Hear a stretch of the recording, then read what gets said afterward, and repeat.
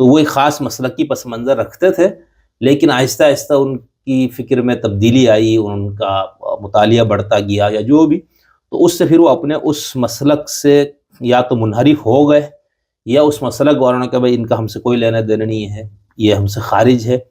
کچھ ایسے لوگ ہمیں نظر آتے ہیں جنہوں نے اپنے آپ کو کہا نہیں ہم بھائی سنی ہیں، ہم تیرے سنت مسلک میں ہیں، باقی ٹھیک ہے مجھے کچھ چیزوں سے اختلاف ہے۔ تو اس طرح کے بہت سے لوگ نکلے۔ اسی طرح ہم شیعہ علماء میں کچھ ایک دو یہاں پر نظر آتے ہیں، لیکن عرب دنیا میں میرا کافی ایسے لوگوں سے تعلق ہے، دعا سلام ہے۔ احمد الکاتب صاحب بہت مشہور ہے، ان سے میں نے 6-7 نشستیں کی ہے۔ ابھی احمد القبانجی صاحب عراق میں ہوتا ہے، ان سے بھی میں نے ٹائم لیا ہوا ہے۔ تو اس طرح وہاں پر بھی، اور اہل سنت سے بھی ایسے لوگ وہاں پر نکلے جو مین اسٹریم اپنے اس سے باہر نکل گئے۔ تو ہم جب پاکستان ہندوستان میں دیکھتے تو ہمیں آغا شرف الدین صاحب ایک نمایاں شخصیت کے طور پر ہمارے سامنے ہے، یعنی ان کا پورا ایک فکری سفر ہے۔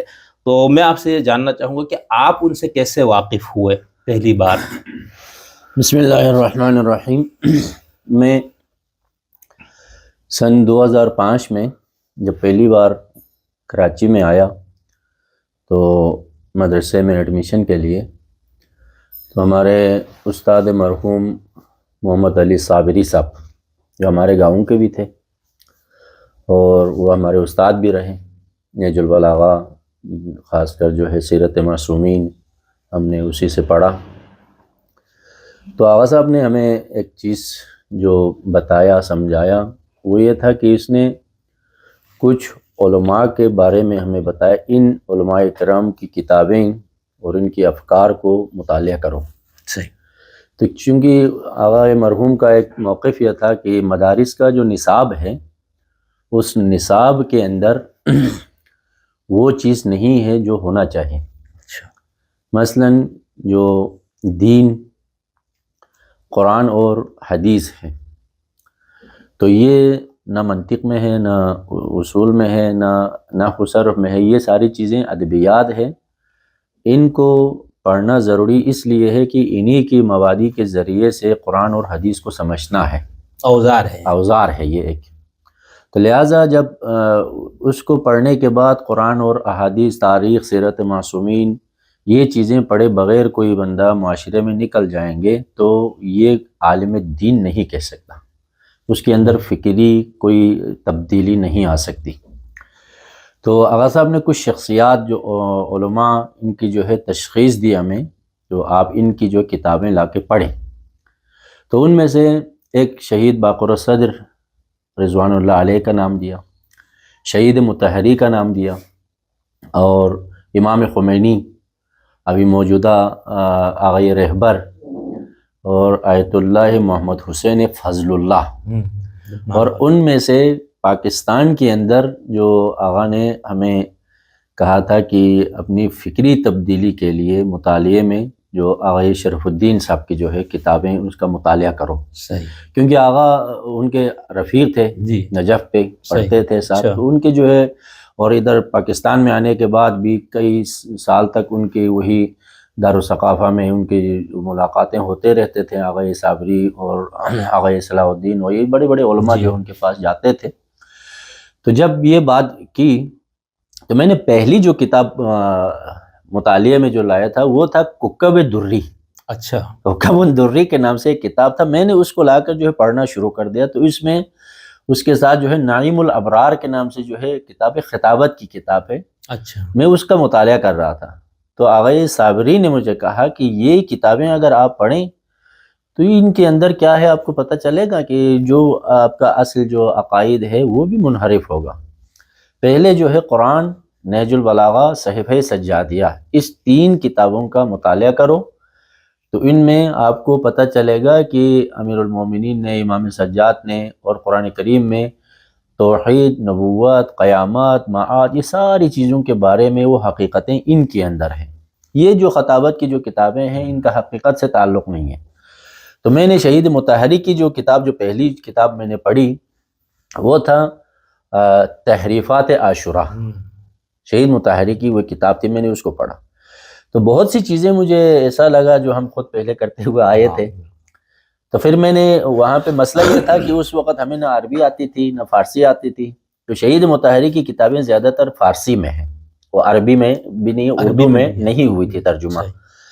تو میں نے اپنے جو ہے اس مطالعے کا سفر شروع کیا کر کے جو سب سے پہلی بار مجھے آغا شرف الدین کی جو ایک کتاب ملی وہ تھا رسومات شیعہ.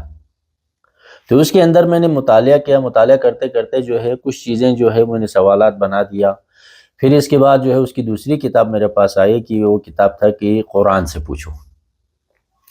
قرآن سے پوچھو میں پڑھتا گیا تو ایک جگہ پر وہ بحث نسب جو ہمارے بر صغیر میں ایک بہت بڑا اسی پہ اختلاف ہے کہ سادات افضل ہے، غیر سادات افضل نہیں ہے، ان کے ساتھ شادی ہو سکتے ہیں نہیں ہو سکتے ہیں.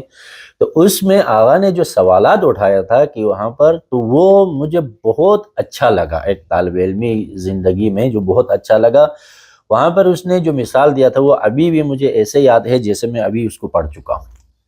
وہاں پر آغا نے کہا کہ جو بے نمازی اور وہ جو ہے دین سے دور وہ اولاد رسول اگر ہو تو اس کو اگر آپ جو ہے فضیلت دیں نسبت رسول کی وجہ سے، اور غیر جو سادات ہے ان میں مثال کے طور پر جو ہے اس نے مثال دیا ہوا تھا وہاں پہ حبیب ابن مظاہر ہے، زہیر قیس بجلی ہے، اب اس طرح جو ہے وہ حر ریاحی ہے. تو ان کو اگر آپ جو ہے ان کے اوپر ترجیح دے دے، فضیلت دے دے، تو اس نے کہا کہ یہ عدالت الہی کے خلاف ہے. خدا نے معیار تقویٰ کو قرار دیا ہے، نسب کو قرار نہیں دیا. یہ آغا کا جو پہلا جو پوائنٹ تھا جس کی وجہ سے میں نے جو ہے ان کی کتابوں کی طرف جو ہے اپنی رجحانات جو ہے بڑھا. پھر میں نے مطالعہ شروع کیا. اس کے بعد جو تیسری کتاب میں نے اس کی پڑھی ہے وہ یہی کتاب ہے سامنے، امام اور امت قرآن میں. اس کا میں نے مطالعہ کیا. پھر یہ سفر جو ہے کرتے کرتے ابھی تک جو ہے اس کی جتنی جو کتابیں تھیں تو وہ ملتا تھا وہ میں پڑھتا گیا. اور آخری جو میں نے اس کی جو کتاب مطالعہ کیا ہے کہ ایک یہ کتاب تھا موضوعات متنوعہ. اس میں اس نے 3 ٹاپک کے اوپر جو اختلافات اپنی جو شروع کیا تھا ان میں سے اجتہاد ہے، ایک مدعا ہے، ایک توسل. اس 3 کے اوپر اس نے اس کتاب کے اندر گفتگو کی. اور اس کے بعد جو ایک کتاب ہے اس کی رشد و رشدات تاریخ، یہ کتاب اس کو پڑھا. تو ان چیزوں کو پڑھنے کے بعد جو ہے انسان کے اندر ایک وہ آ جاتی ہے کہ فکر آ جاتی ہے کہ بھئی ہاں مطالعہ کرنا چاہیے. پھر میں نے شہید باقر صدر کی جو ایک کتاب خود آغا کی جو مکتب سے اس کا ترجمہ ہوا ہے وہ نظام مرجعیت شہیدین کی نظر میں، وہ کتاب میں نے پڑھا. اور آغا کے جو افق گفتگو ہے اس کے اندر جو ہے مختلف افق سے اس نے گفتگو کی. تو یہ کرتے کرتے جو ہے وہ افق گفتگو میں ایک اس کا جو ہے وہ موقف تھا کہ اجتہاد کی افق سے گفتگو. اس پہ بہت سوں کو جو اعتراض ہوا، مجھے اس چیز پہ اعتراض نہیں ہے. آغا نے جو اجتہادی افق پہ جو گفتگو کی ہے اس پہ مجھے اعتراض نہیں ہے. بات اس کی بالکل وہیں پہ صحیح ہے جو اس نے کہا کہ مثلا پہلے زمانے میں علماء جو ہے مسائل شرعیہ کو اخذ کرتے تھے تو وہ قرآن اور سنت سے اخذ کرتے تھے علماء متقدمین. اور آقا کا ایک موقف ہے بعد میں علماء نے قرآن اور سنت سے زیادہ جو ہے علماء متقدمین کی کتابوں سے اجتہاد کرنا شروع کیا. یہ آقا کا ایک اعتراض ہے. وہ اپنی جگہ درست ہے. ابھی موجودہ علماء کو بھی جو اجتہاد اگر کرنے تو اجتہاد کی جو اصل ماخذ ہے قرآن اور سنت سے ہی کرنا چاہے. یہ چیزیں جو ہے بہت سی چیزیں پڑھتے پڑھتے ابھی بھی میں آقا کی جو کتابیں پڑھتا ہوں. پھر میرے پاس وہ کتاب ابھی بھی موجود ہے کہ انبیاء قرآن محمد، ابراہیم، موسیٰ، یہ ساری کتابیں جو ہم نے جو پڑھا تو ان کتابوں میں اس نتیجے پر جو پہنچ گیا کہ جو زیادہ تر جو اختلافات جو رکھتے ہیں اس میں نے وہ ایک موقف اپنی طرف سے بعد میں جو یہ پڑھتے پڑھتے جو ہے آگا کہ 2005 تک لوگ اس کے پاس جاتے بھی تھے پڑھتے بھی تھے. میں ملا نہیں ہوں اس سے. صرف پوری زندگی میں 20 سال میرا کراچی میں ہوا، ان میں 2022 میں سن 2022 میں میرا ایک دوست ہے مولانا قاری نذیر صاحب مقدسی، اور استور کا ایک لڑکا ہے شبیر. ہم تینوں نے کہا کہ یار ہاں ایسا کرتے ہیں کہ ایک دن جو آقا کے پاس چلتے ہیں، جا کے اس سے جو ہے بالمشافیہ کوئی گفتگو کرتے، سوالات کرتے، تاکہ جو ہے یہ تو ہمیں پتہ چلے کہ اس کے مرنے سے پہلے ہم نے ایک دن جو ہے اس سے ملاقات کی تھی یا ہمارے مرنے سے پہلے ہم نے آقا سے ملاقات ہوئی تھی. یہ جو ہے اس لیے ہم چلتے ہیں. تو ہمیں بہت سی چیزیں سننے کو ملا کہ وہ جو ہے وہ یہ نہیں کرتے ہیں، نماز اس طرح پڑھتے ہیں، اس طرح. ہم صرف اور صرف جو اس اعتبار سے ہم نہیں گئے تھے، اس لیے گیا تھا کہ یہ سنا کہ وہ گھر میں کسی کو آنے نہیں دیتا ہے، کسی شیعہ سے ملتا نہیں ہے، کسی وہ جو صرف جو وہ دوسرے جو فرق کے جو لوگوں سے ملتا ہے، باقیوں کو جو اجازت نہیں دیتے سوال جواب کا۔ ہم نے کہا کہ چلو اسی چیز کو ہم ذرا دیکھتے ہیں، ہم کرتے تو ہم تینوں جو ہے ایک دن بغیر بتائے ہم چلے گئے۔ اچھا، تو وہاں پر چلے گئے تو یہ قاری نذیر صاحب جو ہے پہلے ان کے پاس کئی سال تک وہ جمعے کو جب یہ مدرسے میں پڑھتے تھے یہ لوگ جاتے رہتے تھے۔ ہاں، تو اس نے ہمیں لے کے گیا، ہم جا کے جو ہے آغا سے ملائے، پہلی ملاقات، اس کے بعد ہماری ملاقات بھی نہیں ہوئی۔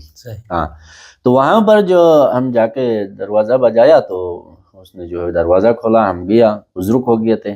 ہم جب گئے تو بہت ہی عزت احترام سے جو ہے وہ گرین ٹی وہ لے کے آیا، ہم نے جو چائے پی لیا۔ پھر ہم نے آغا سے کہا کہ ایک سوال جو آپ سے کرنا چاہ رہا ہوں کہ اجازت ہے؟ تو اس نے کہا کہ بالکل ہے۔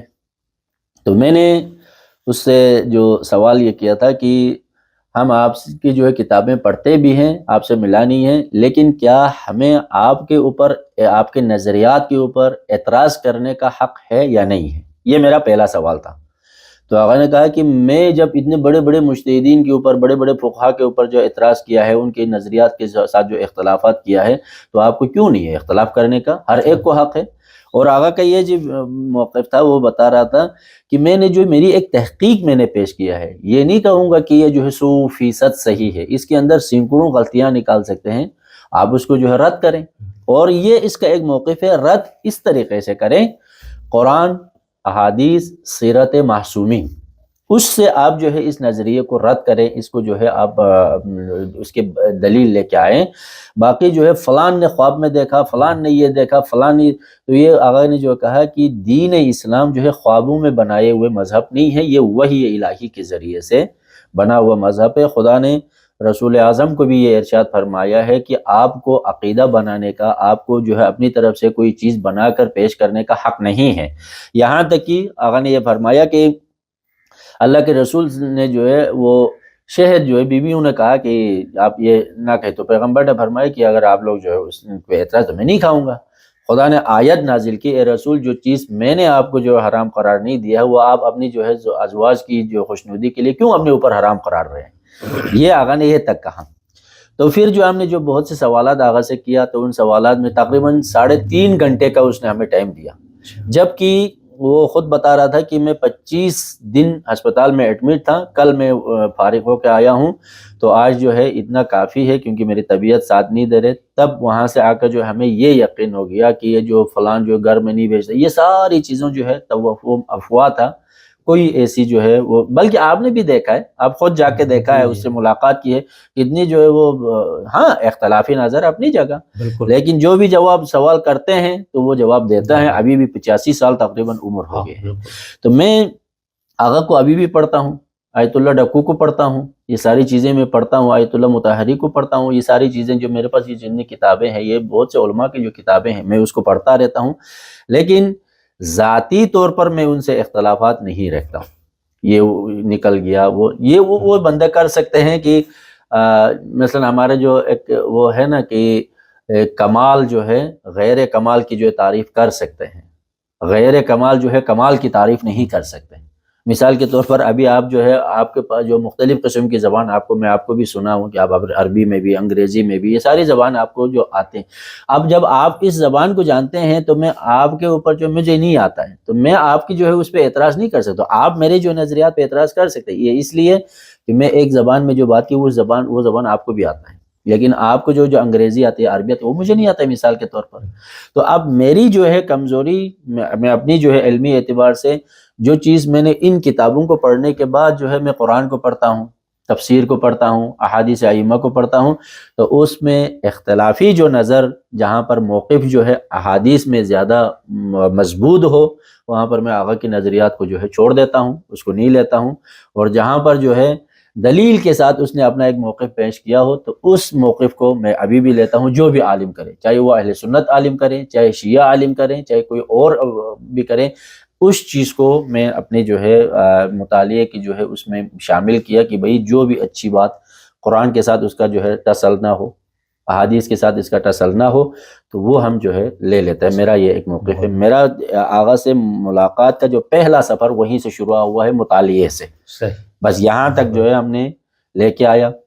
تو اس کے بعد جو ہم ابھی بھی پڑھتے رہتے ہیں بہت سی چیزوں میں نظریات میں جو بات کیا ہمارے جو اختلافات نظر رکھتے ہیں وہ اپنی جگہ. یہاں تک ہمارا آغا کے ساتھ جو موقف ہے. بہت اچھا، بہت زبردست آپ نے پورا سفر بتایا. اچھا